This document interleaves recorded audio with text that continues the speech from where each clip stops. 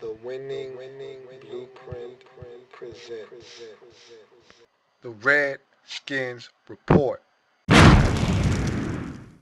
Welcome, all my fellow Redskin brethren and sisterin. I am your man and resident Redskins fan, Lou. Thank you for joining me here on the Redskins Report.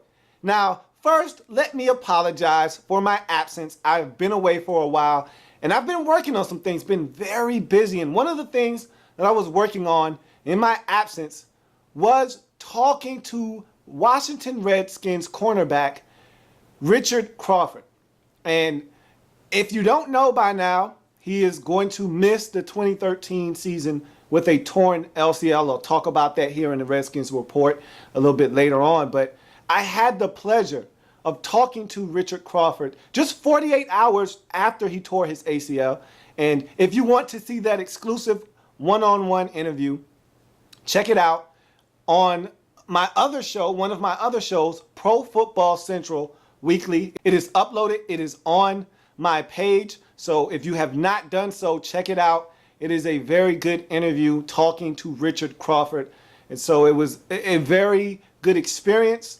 And I thank him dearly for that interview. He did not have to do that, especially after learning that he had torn his LCL. He could have been distraught. He could have said, no, I don't want to do the interview. He did not do that. He was gracious enough to give me the opportunity to talk to him, and I enjoyed it. And so if you get a chance, please check it out. Redskins fans, one-on-one interview with Richard Crawford on the program Pro Football Central Weekly. It is uploaded on the channel. Check it out if you get a chance. I'm here to talk about the two preseason games that I haven't touched on since I haven't been around the last week and a half or so.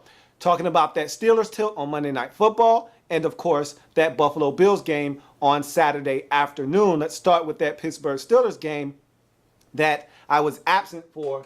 And so we start with the Steelers game, and the first thing I noticed in this Steelers matchup is that Ryan Kerrigan was showing off, and he was absolutely on fire in that game. And Kerrigan looks like he's ready to break out in 2013.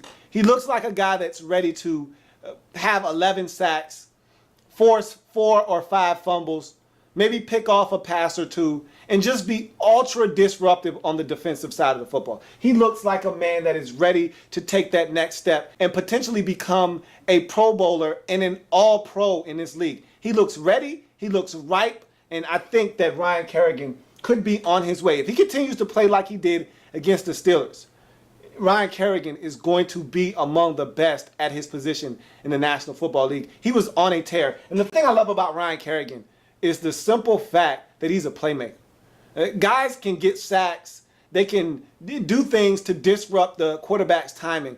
But he's a playmaker. If you make a mistake on a pass out to the flats, he's going to make you pay for it, like he did with that pick in this game. We've seen him do that time and time again. He did it in his rookie season against Eli Manning. He did it in his sophomore year against Matt Ryan. He did it again here against Ben Roethlisberger. He has a knack for finding the football when he's not going to get to the quarterback. He sees them using that 3-step drop. He realizes they're trying to get this football out of the quarterback's hand quickly. He gets his hands up, he bats the ball, locates it, and then makes something happen after he does so. And Kerrigan looks like a guy that is primed to bust out in 2013. He also forced a fumble, and this is something that guys on our team don't do. He didn't get the sack, which you are credited for a sack once you force a fumble, but he didn't touch Ben Roethlisberger on that play. He went by him. But what he did was he swiped at the football. And this is something that Kerrigan did at Purdue in college. And he's bringing that to the National Football League. He's a guy that even if he can't get his hands on the quarterback, he knows where that football is, and he's going to reach out and try to get his hands on it. He did that, forced a fumble. Redskins recover. Kerrigan was all over the field in this preseason matchup versus the Pittsburgh Steelers. Love Ryan Kerrigan and what he looks like he's going to be able to do in 2013. You look at Barry Cofield. Oh my God, he was an animal in this game.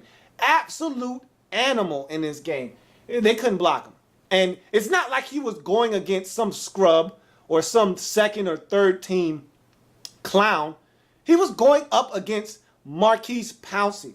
All right, he was going up against one of the better players in the National Football League, and he was having his way with him. And Cofield is one of the best defensive tackles, one of the best nose tackles in the National Football League, and he's proving it. And it was a shame that he broke his hand. He'll be fine. He'll be able to play, but this is the problem. His hand placement in this game, second to none. I mean, what he was doing with his quickness and his hands in this game should be illegal. And I think it is illegal if I check my facts and get them straight. I think it's illegal in about 5 states what he was doing in this football game. With his hands, with his quickness, he was just blowing by that center guard combination for the Steelers. And let me preference what he was able to do with this and what Kerrigan was able to do with this. This Steelers offensive line stinks really bad. I don't know what the Steelers are going to do in 2013, but I tell you this much. Ben Roethlisberger is in some trouble. It's funny because all those years we ragged on Willie Colon and we ragged on Matt Starks. Those guys are no longer there, and this offensive line looks worse because of it. And I don't know if it's the receivers not getting open, because Ben had time on certain plays, but guys weren't getting open. And there were coverage sacks. And Ben was back there. He was getting sacked. And it was a combination of guys not getting open and this offensive line not being very good. They got some things to work out in Pittsburgh, but that's not our problem. That's their problem. Cofield was an absolute animal in this football game, and I hope with this broken hand, he's probably going to have to wear a cast on it if he's going to play week 1 versus the Philadelphia Eagles. If he's going to be able to play with that cast, hopefully he's going to be as dominant, because he was using his hands beautifully in this football game, and you're taking that away because you need your hands. If you're going to redirect guys and do things like he was doing in this game, you need your hands, and he won't have one of them at his disposal if he has to wear that cast. You look at Bacarri Rambo, and he missed another tackle out in space. And look, it's hard to tackle in this league, but you got to tackle. If you're the last line of defense, you got to tackle guys. And he came up, and this wasn't Chris Johnson this time. This wasn't Chris Johnson, full head of steam, deer caught in headlights. What do you do? This wasn't that. This is one of those slow Pittsburgh Steelers backs that doesn't have a lot of wiggle, and he absolutely whiffed. And he's got to be better in open field in tackling. He's got to be better. That's the second time in this preseason. 1, okay, you made a mistake. 2's a trend. Now I'm getting a little concerned about Bacarri Rambo's ability to tackle out in space. He's got to clean that up. I will say this. He made up for that mistake. He made amends. He was able to force a fumble coming down on a blitz, on a running play, get in the backfield. He got his hand on the football, forced a fumble. Redskins recover. We were very opportunistic in this game, forcing turnovers. I love that about this defense. That's something that really helped us last season, and I talked about that. And if you haven't seen it yet, I have released the L.A.B report for the Washington Redskins, so please check that out as well. L.A.B reports are starting to trickle out, and the Redskins have already been done. And one of the strengths for this team last season and going into 2013 was the ability to force turnovers.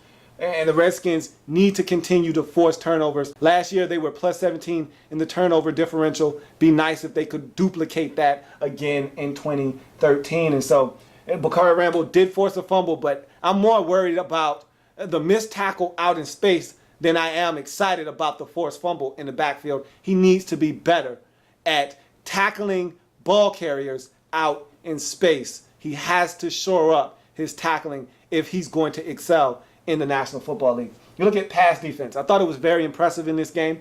There were some guys open, but for the most part, the Steelers struggled to pass the football, and I thought it was indicative of how good this secondary was playing when Ben Roethlisberger had to hold on to the football and the Redskins were able to get coverage sacks, or he had to throw the football away, or he had to hold on to the ball longer than he wanted to try to make something happen because his initial reads weren't open and guys weren't separating. And that's a testament to this secondary playing solid football, forcing the issue, making him come off of his first, his second, his third read, and then ultimately getting sacked because the coverage down the field was exceptional. And so I thought the pass defense in this game was very good for the Redskins. And I thought the defense overall played well. We gave up some runs. That was a little disappointing. But again, I think the run defense is fine. I think the run defense is going to be ahead of the pass defense once again as we move closer to the regular season. I think once the regular season begins, I think the run defense will still be ahead of the pass defense. There's something that I want to talk about, and we'll talk about it when we talk about that Buffalo game. But there's some things we do need to clean up in the run game as well. But I thought the pass defense against the Steelers was exceptional by the Redskins. Kirk Cousins goes down. Scary moment for every Redskin fan. We already know Robert Griffin III is banged up, and we think he'll be ready for week 1. We're not sure. That doesn't matter, though. Kirk Cousins is our insurance policy, and when he went down, scary moment. And the thing that really scared me half to death was the fact that I saw this very same thing happen just a week ago. Just the week prior, I watched as safety Phillip Thomas went down in a heap, awkwardly on his foot, putting a lot of pressure on the center of his foot. I saw them do the exact same test on him on the sideline as they were doing with Kirk Cousins. And the thing that scared me was Kirk Cousins tried to walk it off. And if it's your standard run-of-the-mill ankle injury, you walk it off and you're fine.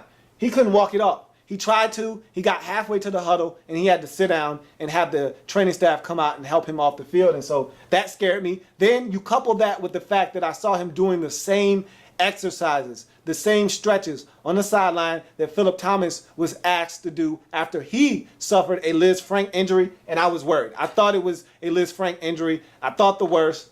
Luckily enough for us, it was just a foot sprain, a very bad foot sprain. He's not going to play anymore in the preseason, and we don't care if he plays anymore. We've seen enough. We know what Kirk Cousins can bring to the table. We're fine with him as a backup quarterback, and I was just happy and relieved that he was okay and that he was going to be available for us should we need him in the 2013 regular season. Hank flashing. Look, Hank with that one-hand grab, Hank with a couple of catches over the middle of the field. I thought Leonard Hankerson is starting to show us why we spent that pick on him, and he's coming of age right before our eyes, and I love what I see from Hank. And that one-handed catch, thing of beauty. And if we can get more plays like that from Leonard Hankerson, this wide receiving corps is going to be dangerous because I think we have among the best tight end group in the league. And if you add some of the guys that we have at the receiver position, Pierre Garçon, Leonard Hankerson, Aldrick Robinson, Santana Moss, you add these guys to the mix and you sprinkle in some Josh Morgan, we've got a dangerous group. None of these guys are probably going to light it up with 89 catches and 1,400 yards receiving, but as a group, we could have one of the best in the league if guys like Leonard Hankerson step up to the forefront in 2013. He took steps towards doing that in this Steelers game. Very impressed with what I saw. He did bang himself up in this game, but he is fine. He'll be back. Good to see Hank making plays and flashing versus the Steelers in this preseason game. Aldrick Robinson, I challenged him after the Tennessee Titans game to step up. They were ranting and raving about him in camp, and I asked him to step up, make plays, solidify your spot on this roster. I already think you're going to be on this roster. I really don't think there's a guy that can take your place, but I want you to solidify that. Make me a believer. He did that in this game. I've seen enough. I know Aldrick Robinson is going to be on this roster. There's no doubt in my mind, and I'm glad to see him going out and asserting himself in this offense, catching the football, making plays after the catch. You got to catch the football first before you can make things happen thereafter. He did that in this game. Very good to see Aldrick Robinson making plays when those plays present themselves. Tyler Columbus. Okay, look, let's just get it out of the way. He was beaten severely in this game on a couple of occasions. They were beating him like a drum at right tackle, and that scares me. And it scared me last year, and I wanted to bring him back because we didn't have a better option, and we still don't have a better option at right tackle. And so we're going to have to deal with this all season long. But he's got to be better, okay? They put him on skates. Lamar Whitley asked Tyler Columbus, hey, man, what size skates do you wear? And he said, 13 and a half. He gave him the skates. He put them on, and he pushed him back into the quarterback. He can't allow that to happen when Robert is at the quarterback. We need to protect Robert Griffin III. He can't allow that to happen. He was on skates. He allowed other guys to beat him with speed. he was lost in this game. He has to play much better.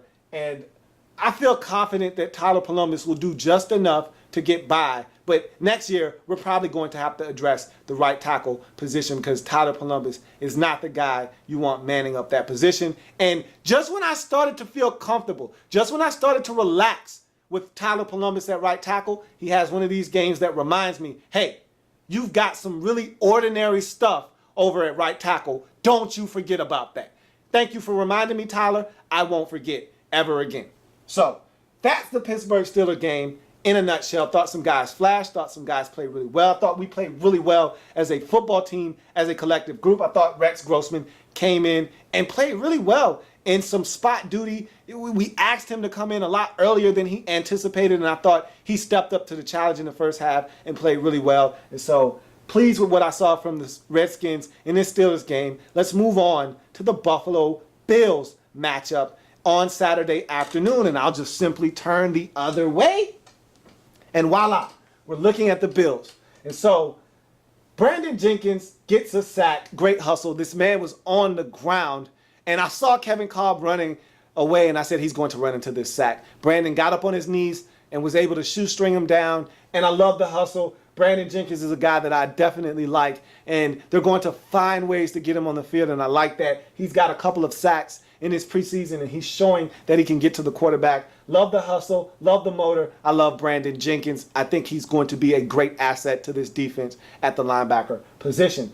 Rex played well early on. Throws to Fred Davis and Roy Halou Jr. were things of beauty. Rex Grossman never can be confused with someone that has great footwork. His footwork in this game and throughout his career has been abysmal. And there were some throws early on in this game, and I just looked and I said, wow, how did you manage to get the football to go where you wanted it to go with your footwork being the way that it was? I mean, this guy was throwing with all upper body. His footwork was in the dumps, yet he was able to throw a beautiful pass to Roy Halou Jr. on third down. I mean, you can't do it any better than that. You can't go up and hand it to him. You can't breastfeed him any better than that. That was a beautiful throw. And that's what Roy Halou Jr. brings to the table, for those of you who don't know.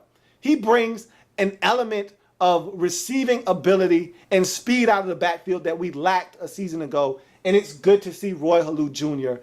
really picking up that slack, because I think he's a guy that's going to take some of that pressure off of Alfred Morris. And I love what Roy Halou Jr. is doing in his preseason. All he has to do is stay healthy, and this guy is going to be a huge part of the Redskins offense in 2013. Fred Davis got down the field, got open. We know what Freddie D can do, and Rex hit him down the field, set up our first score of the game. And so Rex played well early. Fred Davis looks good. Roy Halou Jr. looks even better. Run D was sharp in this game. We were playing against C.J. Spiller, and we know Spiller can be a thriller. And we were able to corral him, not let him get loose, and get into the secondary. We already know Bacarri Rambo is sort of a liability out there, and we did not want to see C.J. Spiller and Bacarri Rambo one-on-one in the secondary. We already know who would have won that matchup, and so good job on the part of the run defense for not allowing C.J. Spiller to get into the secondary and cause problems once he gets there. Thought the run defense looked reminiscent of last season when we were the number 5 rush defense in the league. David Amerson had a couple of penalties in this game. On third down, he had a face mask. Can't happen. We were getting off the field. You make a solid tackle. No need to grab the face mask. Stay away from the face mask. Look, I know it happens by happenstance. You can't really decide where your hands are going to go sometimes. You go to tackle a guy, he moves around, your hand ends up on the face mask, you grab, you yank, it's a 15-yarder. It happened this time, but in the future, it'd be nice if you could avoid those type of penalties, because we were getting off the field, and you're not going to play the Buffalo Bills every single week. You give up 15-yarders on 3rd and 12 when you gave up a 7-yard play and you're getting off the field, and you give up a first down, usually you're going to pay for that in this league, and so he can't have that. And he had a PI. And the PI worries me more than the face mask, because the face mask is something that can happen. It can happen to anybody. You put your hands in a particular spot, and next thing you know, boom, the face mask is being grabbed. And so that can happen just by chance. That PI, he didn't look for the football. He was beat by speed, and TJ Graham got behind him, and he's a speedster, world-class speed in TJ Graham. And so, yeah, you can be beaten. You can be had. But that football was underthrown, and if you look back for it, you probably would have been able to pick it off. Instead, you went to the Josh Wilson school of face guarding, and you got a PI. Can't have that, young fella. Look for the football. Locate the football. Make a play. You did it the first week of the preseason versus Tennessee, and look, it almost got you a pick. You got to locate the football, young fella. Even when you're beat, look back for the ball, find the football, and maybe you too can make an interception.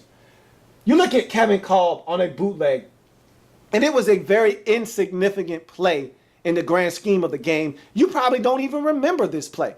But the reason I bring it up is because it has significance. And I need to talk about this. I put down in my notes, gain 6 yards, let's talk about it. And there's a reason why I want to talk about it.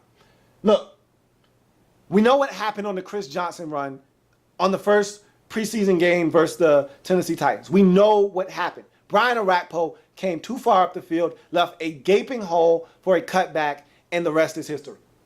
So you say to yourself, okay, Orakpo knows what he did wrong. He's not going to commit that same infraction again. Well, on this Kevin Kolb 6-yard bootleg, he fakes it to the back. And guess what? Brian Orakpo is nowhere to be found. Now, where's Brian Orakpo? He's 2 yards down the line, biting on the run fake. Stay at home, Orakpo. Please, stay at home. We got lucky that this was Kevin Kolb. If this was Michael Vick, if this was week 1, if this was the Philadelphia Eagles, that's a 40-yard run on this play.